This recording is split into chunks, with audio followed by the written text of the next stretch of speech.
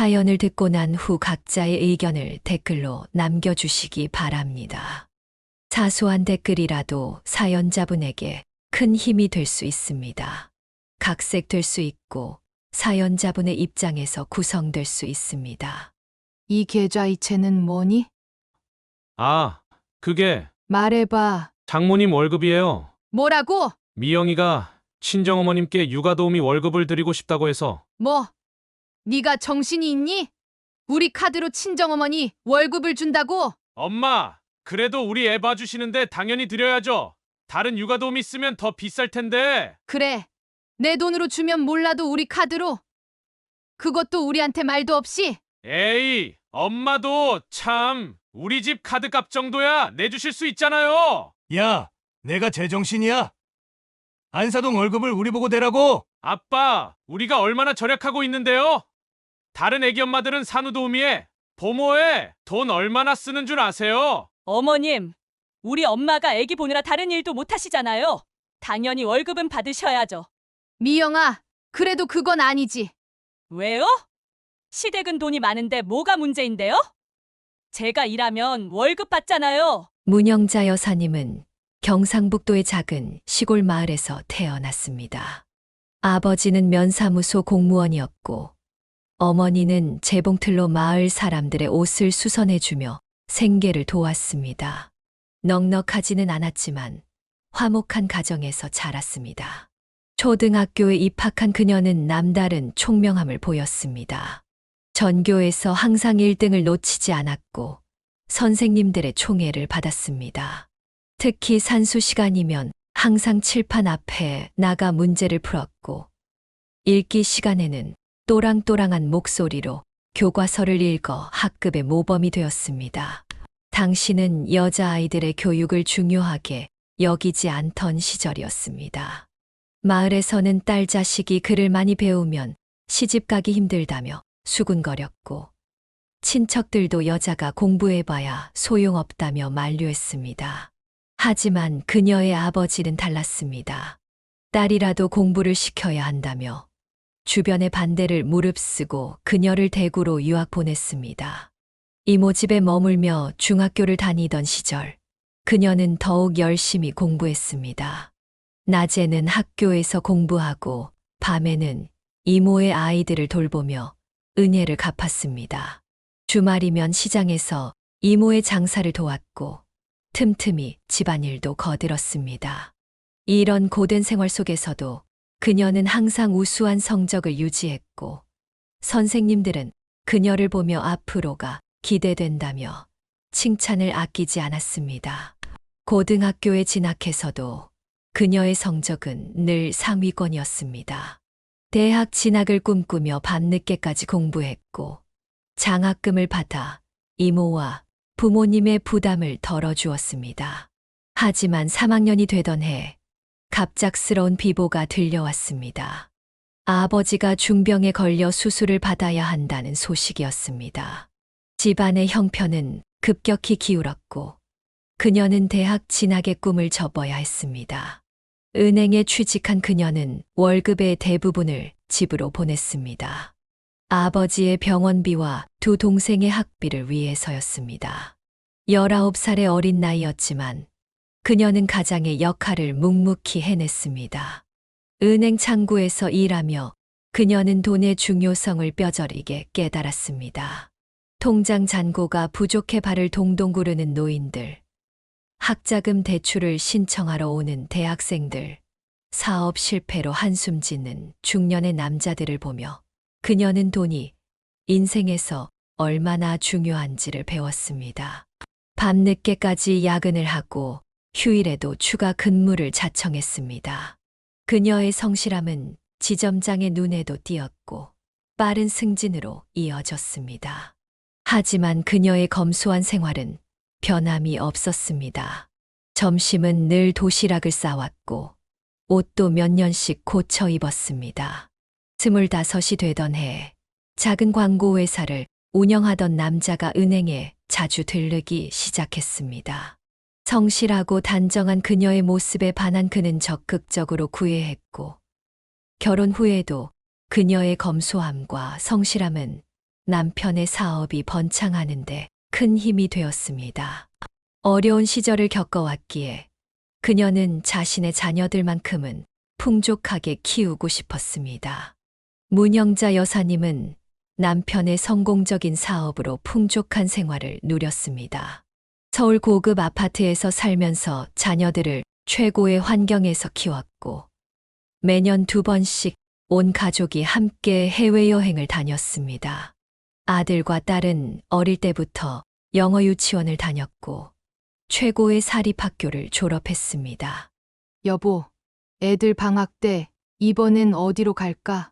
하와이는 어때? 좋지, 애들도 좋아할 거야. 이번엔 좀 길게 가자. 그녀는 남편의 따뜻한 말투에 미소를 지었습니다. 결혼 생활 내내 남편은 한결같이 다정했고 가족을 위해 열심히 일했습니다. 20대 후반에 결혼해서 35년 넘게 함께한 세월, 그동안 힘든 시기도 있었지만 지금은 모든 것이 안정적이었습니다. 주변 친구들의 부러운 시선을 받을 때마다 그녀는 겸손하게 처신했습니다. 넉넉한 살림에 자부심을 가지면서도 결코 허세를 부리지 않았고 오히려 더 검소한 생활을 실천했습니다. 두 자녀는 모두 우수한 성적으로 대학교를 졸업했고 그녀의 마음은 더할 나위 없이 뿌듯했습니다. 아들은 경영학과를, 딸은 약대를 나왔습니다. 돈으로 살 수 없는 것들도 많다는 걸 알았지만 적어도 경제적인 걱정 없이 자녀들을 뒷바라지할 수 있었습니다. 당신, 우리가 이렇게 잘 살 수 있는 건 다 당신 덕분이야. 무슨 소리야. 당신이 집안을 이렇게 잘 꾸려줘서지. 나는 밖에서 일하는 것뿐이야. 저녁이면 가족들이 모여 식사를 하며 하루 일과를 나누었고 주말이면 함께 영화를 보거나 드라이브를 다녔습니다. 명절이면 시댁과 친정을 오가며 가족의 정을 나누었고 생일이면 온 가족이 모여 축하를 했습니다. 한 가지 걱정이 있다면 아직 취직을 못한 아들이 걱정되었습니다. 우리 아들, 너무 조급해하지 마. 좋은데 취직할 수 있을 거야. 그녀는 이런 일상이 영원히 지속되기를 바랐습니다. 남편의 사업은 날로 번창했고 자녀들은 각자의 꿈을 위해 노력하고 있었습니다. 주변에서는 그들을 부러워했고 그녀 역시 자신의 삶에 감사했습니다. 평화롭고 안정적인 나날들이 계속될 것만 같았던 그때 그녀는 인생의 큰 전환점을 맞이하게 될 줄은 상상도 못했습니다. 대학교를 졸업한 아들의 취업난이 길어지면서 그녀의 마음은 점점 무거워졌습니다. 대학 시절 내내 아들은 그 흔한 아르바이트 한 번 하지 않고 오직 공부에만 매진했습니다. 부모의 전폭적인 지원 덕분이었지만 이제는 그것이 오히려 독이 되는 것 같았습니다. 엄마, 오늘 진우한테 연락 왔어. 삼성 최종 합격했대. 그래? 진우는 잘 됐구나. 난 이제 어떡하지? 벌써 서류만 50번은 넘게 떨어진 것 같아. 그녀는 아들의 축 처진 어깨를 바라보며 마음이 아팠습니다. 취업 준비 생활이 2년째 접어들면서 아들의 자존감은 바닥을 쳤고 집에서 나가기를 꺼려했습니다. 여보, 우리 아들 좀 봐. 하루 종일 방에만 틀어박혀 있어. 내가 얘기 좀 해볼게. 사업하다 보니 아는 회사도 있고. 아니야. 그래도 자기 실력으로 취직하게 해줘. 매달 200만 원씩 생활비를 지원하면서도 그녀는 마음이 편치 않았습니다. 주변 친구들의 자녀들은 하나둘 취업에 성공했고 심지어 해외 유학까지 다녀오는 아이들도 있었습니다. 친구들과의 모임에서도 그녀는 아들 얘기가 나올 때마다 괜히 움츠러들었습니다. 명문대를 나왔다고 자랑하던 때가 무색하게 이제는 그저 빨리 취직이나 했으면 하는 바람뿐이었습니다. 아들, 중소기업도 나쁘지 않아. 처음부터 너무 큰 회사만 바라보지 말고. 엄마, 나도 알아. 근데 내 스펙으로 중소기업 가면 너무 아깝지 않아? 아들의 눈높이는 갈수록 높아져만 갔습니다. 명문대 출신이라는 자부심이 오히려 발목을 잡는 것 같았습니다. 중소기업 면접에서는 오버스펙이라며 거절당했고, 대기업은 너무 경쟁이 치열했습니다. 여보, 우리 아들 좀 회사에서. 안 돼. 아직은 좀 더 기회를 줘보자. 남편은 단호했습니다. 아들이 스스로의 힘으로 일어서기를 바랐기 때문입니다. 하지만 취업 실패가 거듭되면서 아들은 점점 자신감을 잃어갔고 밤낮이 바뀐 생활을 하기 시작했습니다.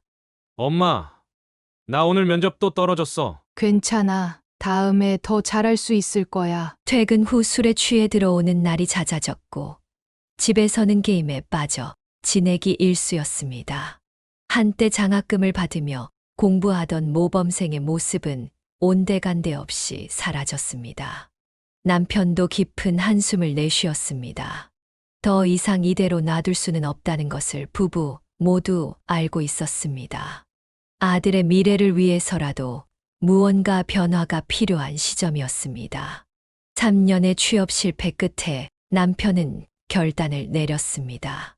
광고회사를 이끌고 있는 남편은 마침내 아들에게 제안을 했습니다. 아들, 이제 우리 회사로 들어올래?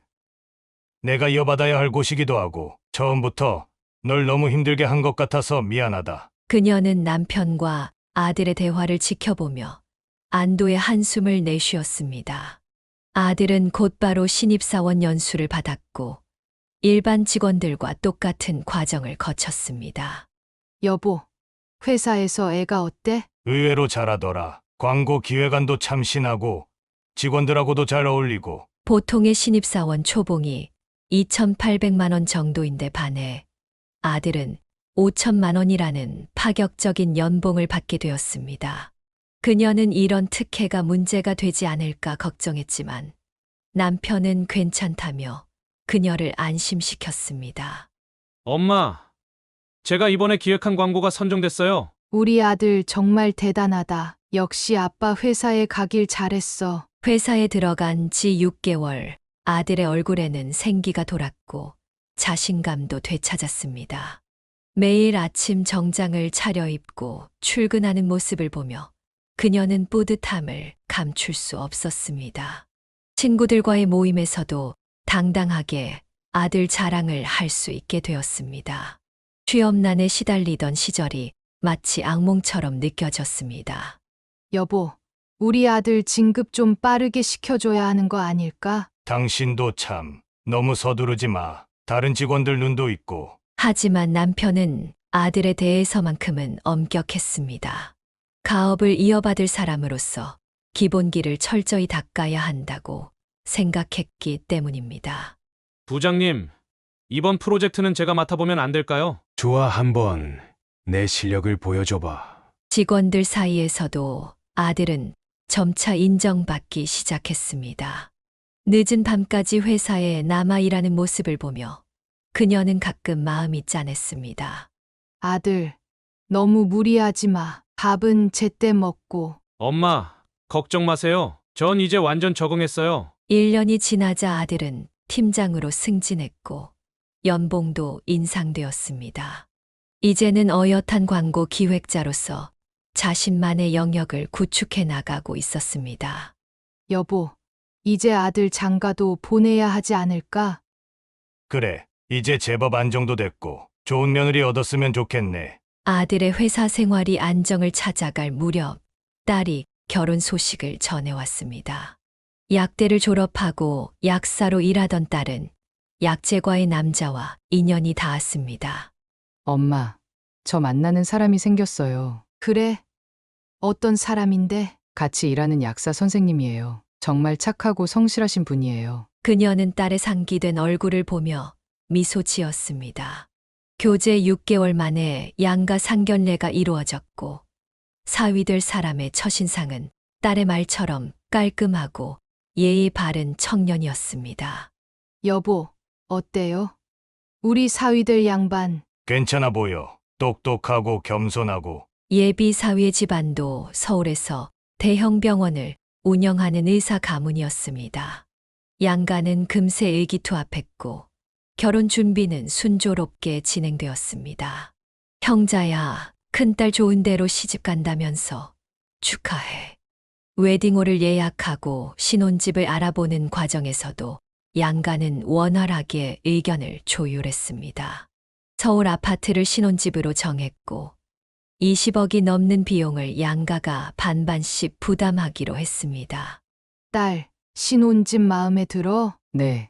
엄마, 너무 좋아요. 위치도 좋고 인테리어도 제 스타일이에요. 결혼식 날 그녀는 순백의 웨딩드레스를 입은 딸을 보며 눈시울을 붉혔습니다. 사위는 결혼식 내내 딸을 아끼고 배려하는 모습을 보여주었습니다. 장모님, 걱정 마세요.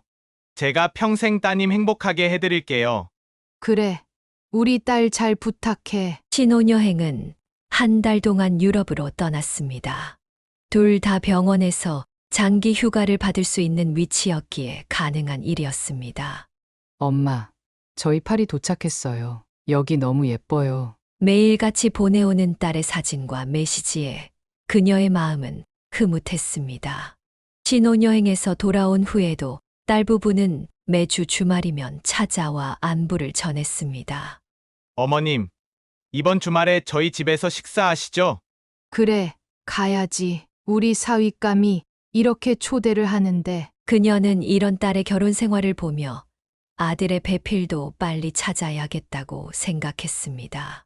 하지만 아들이 데려온 여자는 그녀의 예상과는 전혀 다른 사람이었습니다. 딸의 화목한 결혼 생활을 지켜보며 그녀도 아들의 짝을 찾고 있었습니다. 하지만 아들이 소개한 여자는 그녀의 기대와는 너무나 달랐습니다. 엄마, 제가 만나는 사람이 있어요. 어떤 사람인데? 지역 병원에서 일하는 간호조무사예요. 진짜 착하고 마음씨 좋은 사람이에요. 그녀는 순간 할 말을 잃었습니다. 직업에 귀천은 없지만 명문대를 나온 아들에게 여자친구가 간호조무사라니 기대와는 너무나 달랐습니다. 어머님, 저는 김미영이라고 합니다. 첫 만남에서 미영은 수수한 차림이었습니다. 하지만 그녀의 말투에는 어딘지 모를 거친 면이 있었습니다. 우리 아들이랑은 어떻게 만나게 된 거예요? 아, 제가 일하는 병원에 환자로 왔다가요. 근데 어머님, 이런 거 일일이 다 물어보셔야 돼요? 그녀는 순간 당황했습니다. 첫 만남부터 보이는 날선 태도에 놀랐지만 아들을 위해 참기로 했습니다. 친구와의 통화에서 그녀는 속마음을 털어놓았습니다. 여보, 걱정돼요. 저 애가. 난 더 걱정이야. 아들놈이 저런 애한테 홀딱 빠져서. 미영은 시간이 갈수록 본색을 드러냈습니다. 가족 식사 자리에서도 예의 없는 태도가 계속됐습니다. 미영 씨, 학교는 어디까지 나왔어요? 아휴, 고졸이에요. 왜요?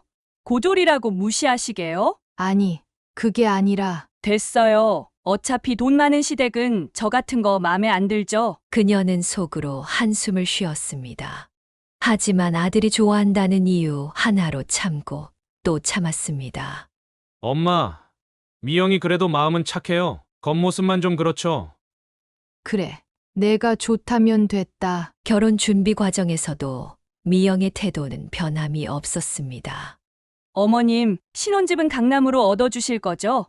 저희 병원 동료들도 다 강남 산다던데. 미영아, 그런 말을 어떻게. 뭐예요? 왜요? 어머님, 아버님 돈 많으시지 않으세요? 결혼식을 앞두고 걱정은 더욱 커져갔습니다. 돈 한 푼 없이 들어오는 것은 상관없었지만 이런 며느리의 태도는 앞으로가 더 걱정됐습니다. 여보, 우리 아들 이대로 보내도 될까요? 며느리의 태도가 날로 걱정되던 차에 청천벽력 같은 소식이 들려왔습니다. 교제 6개월 만에 아들이 떨리는 목소리로 전화를 했습니다. 엄마, 저기 미영이가 임신했어요. 뭐라고? 그녀는 순간 다리에 힘이 빠졌습니다. 결혼도 하기 전에 무슨 소리냐고 따지고 싶었지만 이미 엎질러진 물이었습니다. 여보, 큰일 났어요. 애들이. 뭐? 혼전임신이라고? 그 여자가 일부러 그랬을 수도 있어. 남편은 분노했지만 이미 상황은 돌이킬 수 없었습니다. 급하게 양가 부모가 만났습니다. 죄송합니다, 어머님. 제가 다 잘못했어요. 안사도는 고개를 숙였지만 미영은 당당했습니다. 엄마 나 혼자 잘못한 것도 아니고 뭐가 그렇게 죄송해. 미영아, 그게 무슨 말이야? 친정어머니가 말렸지만 미영은 태연했습니다. 어머님, 결혼식은 크게 해주실 거죠? 제 친구들 다 부르고 싶은데. 뭐, 지금 그런 말을 할 때야? 그녀는 속이 부글부글 끓었지만 참았습니다. 이제는 뱃속에 아이까지 있었기 때문입니다. 미영은 자신의 요구사항을 당당하게 말했습니다. 급하게 예식장을 잡고 청첩장을 돌렸습니다. 결혼식 날, 미영은 웨딩드레스 속 살짝 나온 배를 감추려 했으며 당당하게 입장했습니다. 어머님, 이제 제가 이 집의 며느리예요. 앞으로 잘 부탁드려요. 그녀는 며느리의 당당한 태도에 기가 막혔습니다. 결혼식이 끝나자마자 미영은 폭탄 선언을 했습니다. 어머님, 저 아이 때문에 이제 일 그만두고 안정을 취하려고요? 제가 일하면 얼마나 벌겠어요? 남편은 분노했지만 이미 모든 게 엎질러진 물이었습니다. 이제 와서 무슨 수가 있겠어. 그냥 받아들여야지. 그녀는 아들 부부의 안정적인 신혼생활을 위해 경기도에 10억 상당 아파트를 선물했습니다. 결혼 비용 전액과 축의금까지 모두 지원했고 남편은 아들의 월급도 대폭 인상해 주었습니다. 엄마, 정말 감사합니다. 이런 좋은 집까지 마련해 주시고. 그래, 너희 잘 살면 되는 거야. 신혼집은 깔끔한 아파트였습니다. 미영은 처음으로 진심 어린 감사의 마음을 보였습니다. 어머님, 이렇게 좋은 집을 마련해 주시다니 제가 진짜 잘 살게요. 새 집의 인테리어는 미영의 취향대로 꾸며주었습니다. 살림살이 하나하나 고급으로 맞추어 주자 며느리의 얼굴에는 웃음이 가득했습니다. 여보, 우리 이렇게 좋은 집에서 살게 될 줄 몰랐어. 그러게, 부모님께 정말 감사드려야지. 결혼식 축의금도 모두 며느리에게 맡겼습니다. 아들, 이제 와이프랑 맛있는 것도 사 먹고 잘 지내. 네, 아버지 정말 감사합니다. 신혼집 근처에는 백화점과 마트가 있어 생활하기 편했고 공원도 가까워 산책하기 좋았습니다. 미영은 임신 중에도 매일 가벼운 운동을 하며 건강 관리에 신경 썼습니다. 어머님, 오늘은 제가 반찬 좀 만들어 봤어요. 한번 드셔보세요. 어머, 이런 걸 다 했어? 솜씨가 꽤 있네. 처음으로 미영이 만든 반찬을 맛본 그녀는 놀랐습니다. 은근히 요리 솜씨가 있었던 것입니다. 여보, 우리 며느리가 이제 좀 달라진 것 같아요. 그래. 나도 느끼고 있어. 역시 사람은 믿어줘야 하나 봐. 아들도 일에 더욱 열중했습니다. 매일 아침 일찍 출근하고 늦게 퇴근하면서도 힘든 내색 하나 없었습니다. 아빠, 이번 프로젝트도 제가 성공적으로 마무리했어요. 그래. 우리 아들 잘하고 있네. 회사에서도 인정받기 시작했고 광고업계에서도 이름을 알리기 시작했습니다. 어머님, 저희 신혼집 들어와 보실래요? 이제 좀 자리 잡았거든요. 그래, 가보자. 신혼집을 방문했을 때 깔끔하게 정돈된 집안 분위기에 그녀도 흐뭇했습니다. 며느리가 나름대로 살림을 꾸려가는 모습이 보기 좋았습니다. 엄마, 미영이가 요즘 임신 중인데도 집안일도 잘하고 저한테도 잘해요. 다행이구나. 너희 잘 사는 게 엄마는 그게 제일 좋아. 하지만 이런 평화로운 나날도 잠시 첫 명절이 다가오면서 새로운 갈등이 시작되려 하고 있었습니다. 그때까지만 해도 그녀는 앞으로 벌어질 일들을 전혀 예상하지 못했습니다. 설날이 다가오자 그녀는 며느리에게 조심스레 명절 준비를 언급했습니다. 미영아, 이번 설날에는 우리 집에서 다 같이 모여서. 어머님, 죄송한데 저 이번에 못 갈 것 같아요. 입덧이 너무 심해서요. 아니, 그래도 첫 명절인데. 저 진짜 힘들어요. 친정엄마가 보살펴 주시는 게 편할 것 같아서요. 첫 명절부터 이러면 앞으로는 어쩌나 싶었습니다. 여보, 미영이가 많이 아픈가 봐요. 이해해줘요. 아들아, 그래도 첫 명절인데 어떻게 안 오니? 설날 아침 아들은 혼자 세배를 하러 왔습니다. 아들, 미영이는 좀 괜찮아? 네, 친정에서 푹 쉬고 있대요. 그런데 그날 오후 그녀는 우연히 프로필 사진을 보다가 깜짝 놀랐습니다. 여보, 이거 봐요. 뭔데? 며느리가 친정 식구들이랑 외식하는 사진이에요. 입덧이 심하다더니. 사진 속 미영은 활짝 웃으며 친정 식구들과 고급 일식집에서 식사를 하고 있었습니다. 여보, 저게 말이나 돼요?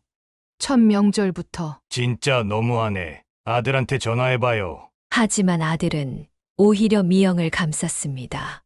엄마, 미영이가 많이 예민해져서 그래요. 이해해 주세요. 아들아, 그래도 다음 날은 더 충격적인 사진이 올라왔습니다.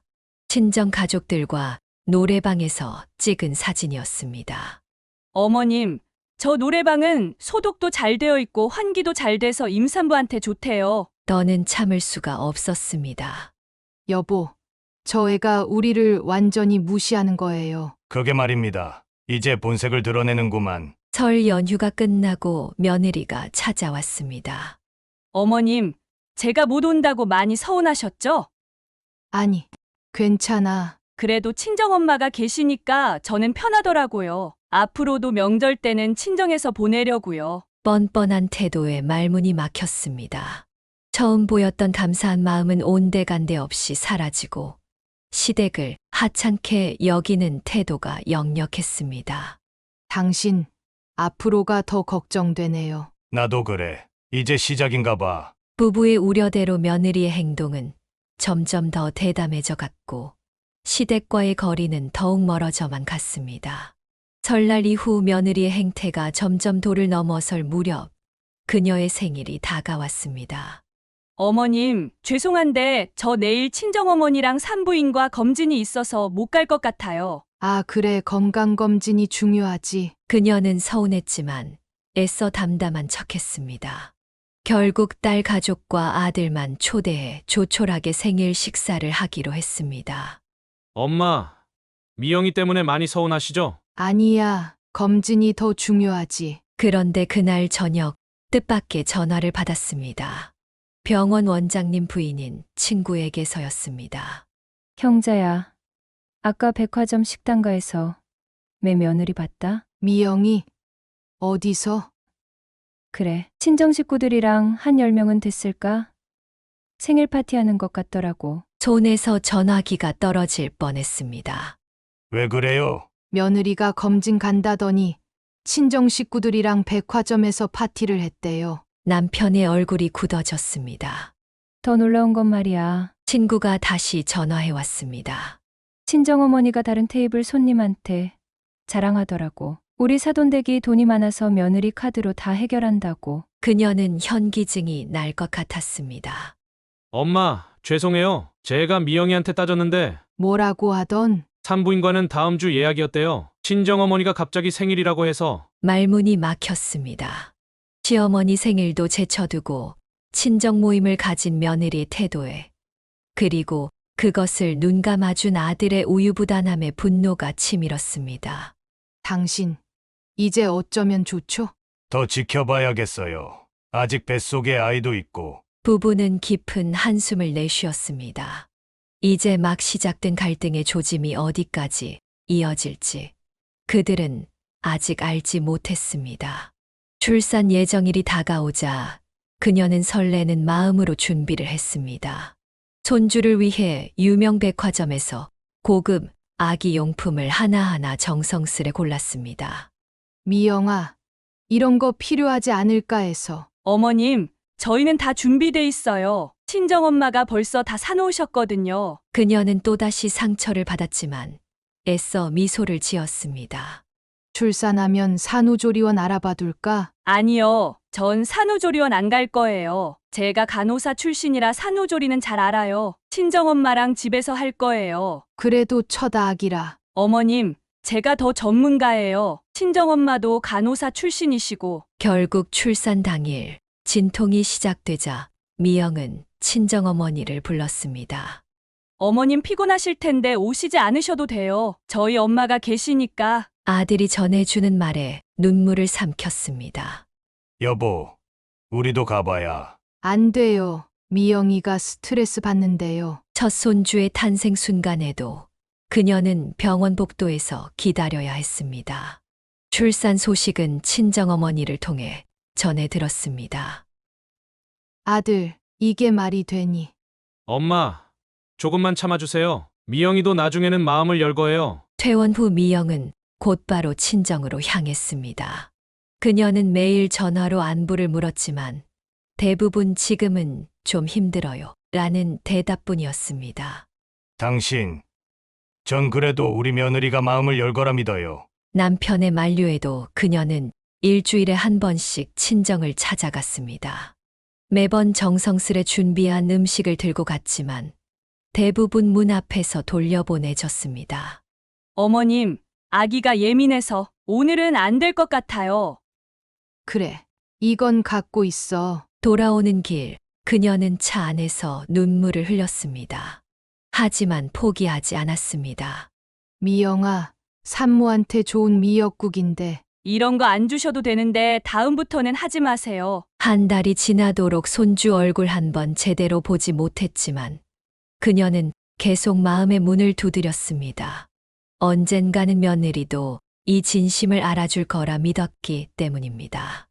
여보, 우리 며느리가 지금은 이래도 시간이 지나면 달라질 거예요. 당신 마음 잘 알지만 너무 상처받지 마요. 그녀는 포기하지 않았습니다.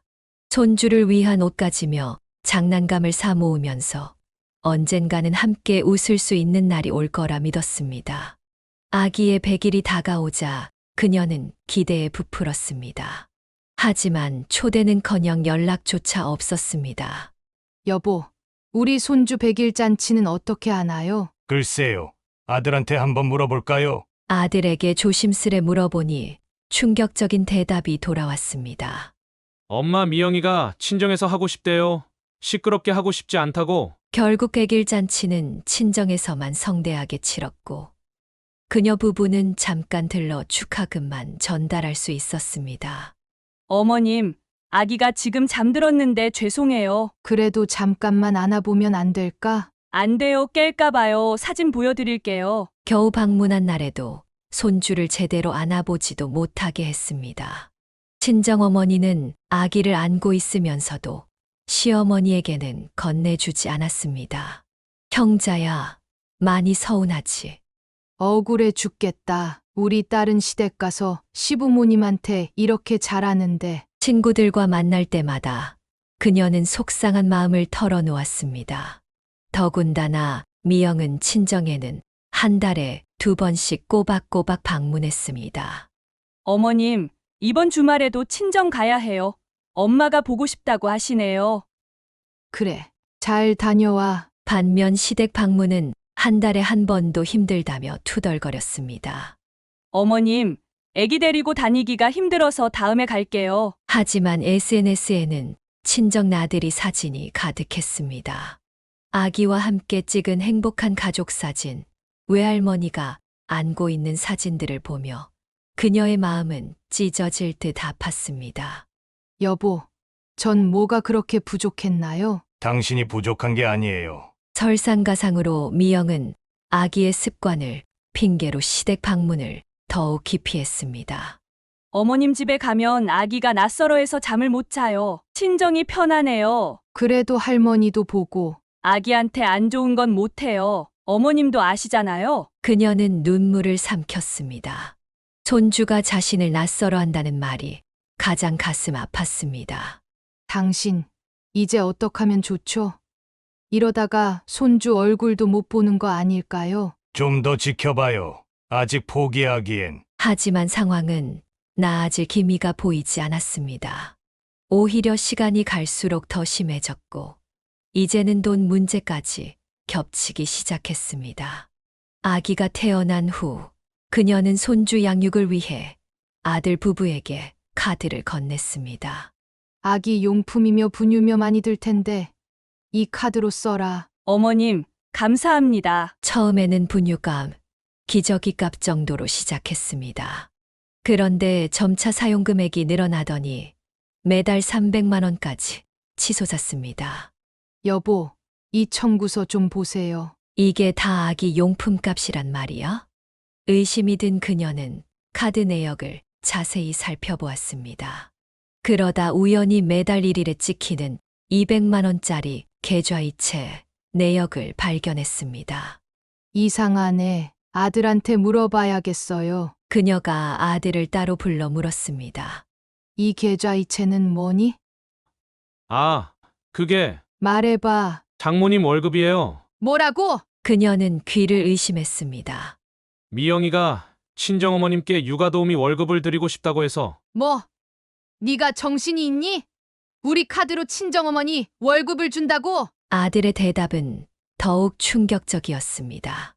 엄마, 그래도 우리 애 봐주시는데 당연히 드려야죠. 다른 육아도우미 쓰면 더 비쌀 텐데. 그래. 내 돈으로 주면 몰라도 우리 카드로.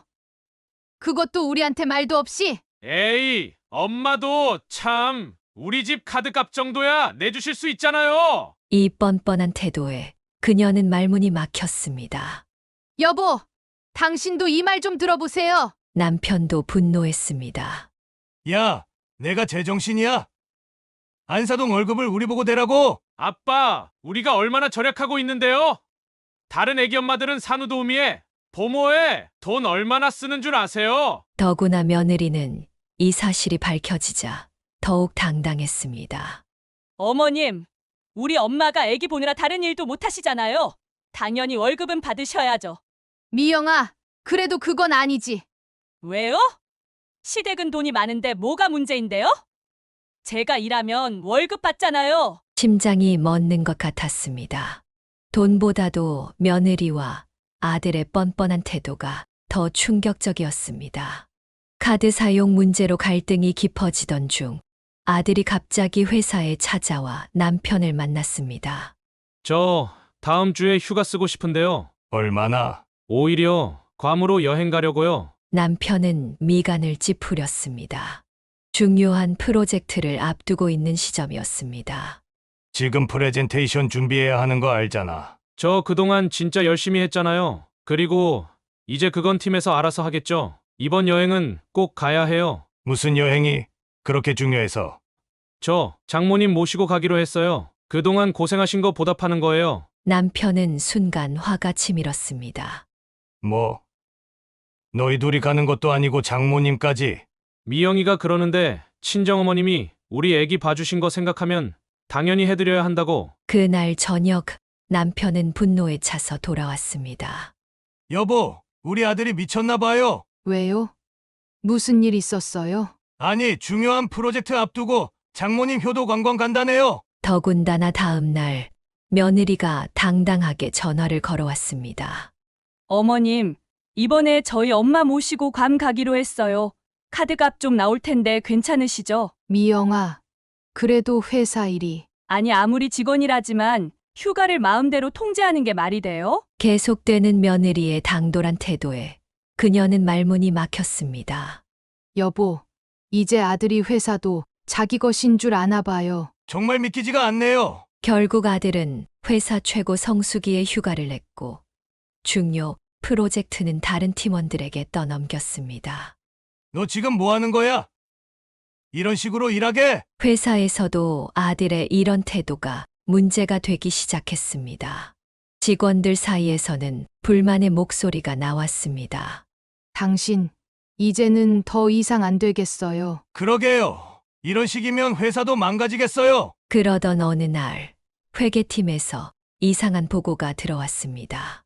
사장님, 아드님 계좌로 매달 정기적인 이체 내역이 있어서요. 남편이 자세히 살펴보니 아들이 매달 회사 돈 300만 원을 따로 빼돌리고 있었습니다. 즉시 아들을 불렀습니다. 너 지금 이게 뭔지 다 설명해라. 아, 그게 아들은 당황한 기색이 역력했습니다. 솔직히 말해봐. 저 장모님께 드리는 거예요. 뭐라고? 죄송해요, 아빠. 미영이가 너무 안쓰러워해서 장모님이 우리 애기 봐주시느라 다른 일을 못 하시잖아요. 남편은 한숨을 내쉬었습니다. 그럼 먼저 상의를 했어야지. 이렇게 몰래. 죄송해요. 말씀드리기가 좀 그래서. 그날 저녁 남편이 이 이야기를 그녀에게 전했습니다. 여보, 우리 아들이. 하지만 다음 날 상황은 더 충격적으로 전개되었습니다. 아들이 다시 찾아와 월급 인상을 요구한 것입니다. 아빠, 제 월급 좀 올려주시면 안 될까요? 왜? 장모님 월급을 좀 더 드리고 싶어서요. 지금 300만 원으로는 너무 부족하대요. 뭐? 너 방금 뭐라고 했니? 아들의 태도가 돌변했습니다. 아니, 우리가 얼마나 절약하고 사는데요. 부모 자식 사이에 이런 것도 못 해주시는 게 말이 돼요? 야, 내가 지금. 이런 것도 못 해주시면서 자식 사랑한다고 하시는 거예요? 이게 다 갑질이에요, 갑질. 남편은 아들의 달라진 태도에 할 말을 잃었습니다. 그동안 숨기고 있던 본색이 드러난 것입니다. 여보, 아들이 돈을 빼돌린 것도 모자라. 이제 보니 처음부터 계획적이었던 거예요. 돈만 있으면 다 될 줄 알았나 봐요. 부부는 이제야 모든 것을 깨달았습니다. 아들과 며느리의 숨겨진 계획이 하나씩 드러나기 시작한 것입니다. 남편은 화를 내며 아들을 호출했습니다. 당장 회사로 들어와. 회사에 들어서는 아들의 얼굴은 핏기가 없었습니다. 앉아. 아빠, 제가 잘못했습니다. 다시는. 그만둬라. 네? 회사 그만두라고. 순간 아들의 얼굴이 하얗게 변했습니다. 아빠, 그러시면 안 돼요. 제가 뭘 잘못했는지 말씀이라도. 회사 돈 빼돌린 거, 장모님 몰래 월급 준 거, 직원들 앞에서 내 체면 구긴 거 더 얘기해 줄까? 그래도 전 아들이잖아요. 그래서 더 안 된다. 3개월 줄 테니 그동안 다른 데 알아봐. 그 순간 밖에서 고성이 들렸습니다. 며느리였습니다. 어디서 감히 사장님 아들을 자르시겠다고 하세요? 이게 다 시어머니 사주죠? 비서가 말렸지만 며느리는 사무실로 들어와 소리를 질렀습니다. 당신들이 우리 보고 나가라고요? 우리가 얼마나 회사에 헌신했다고? 미영아, 제발. 아니, 이거 완전 갑질이잖아요. 돈으로 자식 목숨 잡으시게? 남편이 책상을 내리쳤습니다. 당장 나가. 그날 저녁 부부는 무거운 마음으로 이야기를 나눴습니다. 여보, 너무하신 거 아니에요? 아니요. 이제 끝내야 해요. 돈으로 사람 마음은 못 사는가 봅니다. 다음 날 아들 부부가 찾아왔습니다.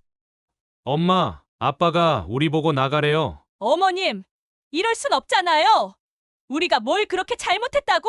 하지만 이미 부부의 마음은 굳어져 있었습니다. 미영아, 이제 다 끝났어. 너희가 우리 마음을 몰랐던 거야. 뭐요? 돈 많은 시댁이 며느리 하나 못 봐준다는 거예요? 그렇게 모든 것이 끝이 났습니다. 3개월의 시간이 주어졌지만 그들의 관계는 이미 돌이킬 수 없는 강을 건넌 후였습니다. 여보, 집도 빼야겠어요. 아니, 그래도 아기가 있는데. 이제 와서 자식 핑계는 그만둡시다. 다음 날 아침 내용 증명이 발송되었습니다. 30일 내 퇴거 요청이었습니다. 아빠, 이게 무슨 짓이에요? 우리 보고 길바닥에 나가서 살라고요? 너희 집 아니야. 원래부터 내 명이었잖니. 어머님, 제발 말려주세요. 저희 잘못했어요. 며느리가 그녀의 발밑에 무릎을 꿇었습니다. 이제 와서 그동안 우리가 얼마나 서운했는지 알기나 하니? 죄송해요. 제가 잘못했어요. 다시는 친정 안 가고 시어머님만 모시고 살게요. 하지만 그녀의 마음은 이미 돌아선 뒤였습니다. 미영아, 너희는 우리 돈만 보고 살았지. 이제 와서 무슨 효도 타령이야. 아들도 무릎을 꿇었습니다. 엄마, 제발 한 번만 용서해 주세요. 제가 다시는. 일어나라. 너희가 무릎 꿇을 때는 지난 지 오래야. 그때 며느리가 배를 잡고 쓰러졌습니다. 어머님, 저 둘째가 생겼어요. 제발. 이제 와서 아기로 협박하게. 너희 첫째도 그렇게 낳지 않았니? 남편이 차갑게 말했습니다. 30일 안에 나가. 못 나가면 강제 집행할 거야. 아빠, 그래도 손주가. 손주? 우리가 언제 손주 얼굴이나 제대로 봤더냐? 결국 아들 부부는 울면서 돌아갔습니다. 그날 밤 친정어머니까지 찾아왔습니다. 사돈 제발 우리 애들 좀. 사돈 어른 이제 그만 가세요. 우리도 할 말은 많지만 참습니다. 다음 날부터 지인들의 전화가 빗발쳤습니다. 형자야. 그래도 너무하는 거 아니야? 애들 불쌍해서 어쩌려고. 하지만 그녀는 단호했습니다. 우리도 다 계획이 있었어. 아들한테 회사 물려주고 손주 키우는 재미로 살려고 했는데 다 망쳐버렸잖아. 결국 한 달 후 아들 부부는 10억짜리 아파트에서 짐을 빼기 시작했습니다. 당신, 우리가 너무한 걸까요? 아니요, 이제는 돈으로 사랑을 살 수 없다는 걸 깨달아야 할 때예요. 짐을 빼는 마지막 날, 그들은 한 번도 뒤돌아보지 않았습니다. 이제 모든 게 끝난 것입니다. 모든 게 끝난 후 그녀의 집은 이전과는 다른 적막이 감돌았습니다. 손주의 웃음소리도 아들의 목소리도 없는 텅 빈 공간만이 남았습니다. 엄마, 동생네는 결국 친정으로 들어갔대요. 딸이 전해주는 소식이었습니다. 친정만 챙기더니 결국 시댁 덕은 다 받네. 10억짜리 아파트에 살면서 매달 300만 원씩 받아가고 이제 와서 무슨 눈물 받아야. 그만해라, 내 동생인데. 하지만 딸은 분노를 감추지 못했습니다. 엄마, 전 지금도 이해가 안 돼요. 어떻게 그럴 수가 있죠? 저렇게 좋은 부모님을. 한 달 후 아들 부부의 소식이 들려왔습니다. 30평대 다세대 주택에 월세방으로 들어갔다고 했습니다. 미영은 친정 근처 동네 병원에서 다시 일을 시작했고 아들은 중소기업에 취직했다고 했습니다. 여보, 우리가 너무했나요? 아니요, 이제 그들이 진짜 사랑이 뭔지 알게 될 거예요. 가끔 손주 사진이 그녀의 핸드폰으로 왔습니다. 보나마나 돈을 노리고 보내는 것이겠지만 할미 마음은 아프기만 했습니다. 엄마 정말 이제 다시는 못 봐요. 아들의 문자 메시지가 왔지만 그녀는 답장하지 않았습니다.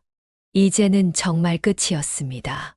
당신, 이게 다 내 탓이에요. 내가 너무 돈으로만 애들을 키웠나 봐요. 여보, 우리가 잘못한 게 아니에요. 그들이 선택한 거예요. 1년이 지난 어느 날 아들 부부가 회사 앞에서 기다리고 있었습니다. 아빠, 엄마 한 번만 용서해 주세요. 하지만 부부는 그들을 스쳐 지나갔습니다. 돈으로 살 수 없는 게 있다는 걸 이제는 그들이 깨달아야 할 시간입니다. 여보, 이제 우리도 새로운 시작을 해요. 남편의 말에 그녀는 고개를 끄덕였습니다. 이제 그들은 둘만의 새로운 인생을 시작하려 합니다. 돈은 많지만 마음이 가난했던 시절은 끝났습니다. 형자야. 요즘은 어떠세요? 이제야 좀 편안해. 돈으로는 사람 마음은 못 사나 봐. 그녀는 이제 진정한 행복이 무엇인지 깨달았습니다. 때로는 놓아주는 것이 진정한 사랑일 수 있다는 것도 말입니다. 사연을 듣고 댓글을 남겨주시기 바랍니다. 사소한 의견일지라도 사연자분에게는 큰 힘이 됩니다. 노골적인 악성 댓글은 사연자분에게 상처가 될 수 있으니 삼가주시기 바랍니다.